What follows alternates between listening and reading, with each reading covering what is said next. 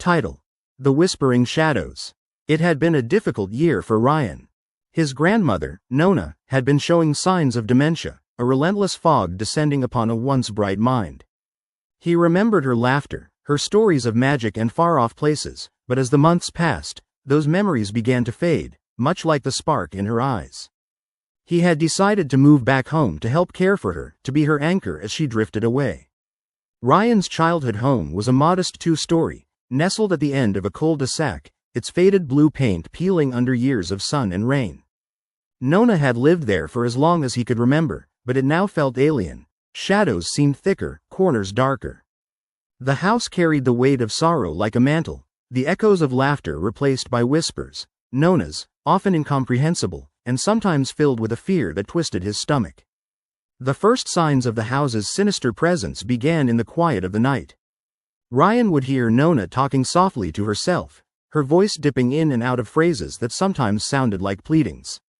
One night, he ventured down the hallway after hearing her murmur about the shadows. He found her standing by the window, staring out into the void as if she were watching someone he couldn't see. When he called her name, she snapped to attention, her eyes dulling as if a curtain had dropped.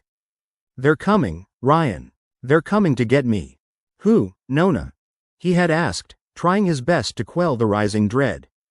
"The shadows," she replied, her voice trembling. "They want to take me.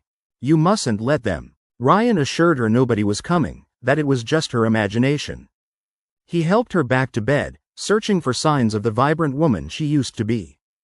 But as days morphed into weeks, the whispers grew louder, and the shadows deepened. Ryan often found himself peering into corners of rooms, expecting something to slither away or to catch a glimpse of something that felt just beyond the edge of reality. It wasn't merely Nona's condition that chipped away at his sanity. The nights became restless, filled with phantom noises, scratching, shuffling, and sometimes, laughter. He began to think the house was unstable, its very bones creaking with malevolence.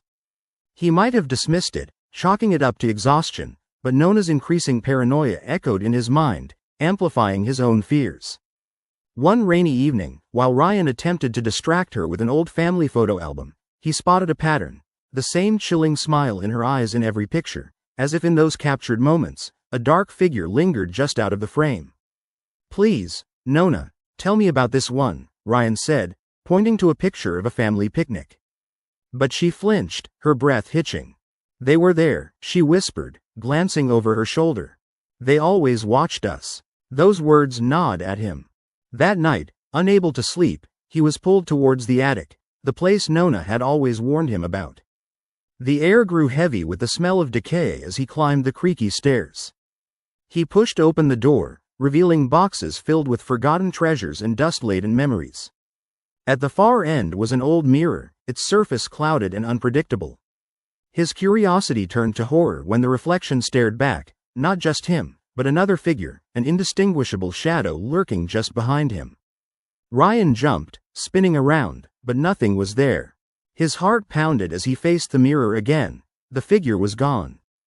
Frantic, he reached for it, only for his fingers to graze the cold and clammy surface, sending a shiver down his spine. He stumbled backward, crashing into a stack of boxes, and as they toppled, something fell.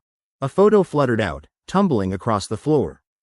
It was Nona, younger and vibrant, with an otherworldly figure standing behind her, dark and twisted. Panic surged through him. That night, Nona's murmurs transformed into frantic screams. "Get away! Leave her alone!" He rushed to her side, shaking her awake, desperate for her to see the truth, to pull her back from the illusion that haunted her. "Nona, it's just us. It's just me." But she shook her head violently, grief-stricken, eyes wide and wild. "You have to run, Ryan. They're here. They're in the walls, in the shadows. They want you too." Terrified, he searched the familiar confines of their home, convinced something lurked just out of sight.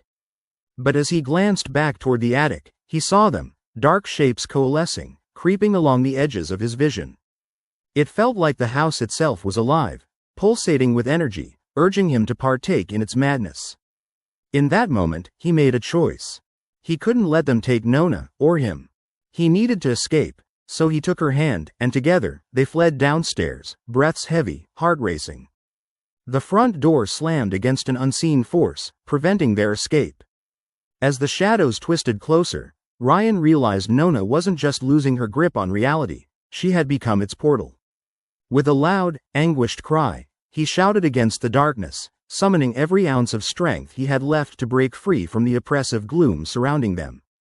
When the shadows lunged, everything turned black. Days later, neighbors would find an empty house, one irrevocably marked by grief and insanity. The only remnants were two photographs, one of a laughing Nona, and another of a twisting, shadowed figure that would never be seen again, echoing a haunting reminder. Some whispers are never meant to be heard, and some shadows are best left hidden.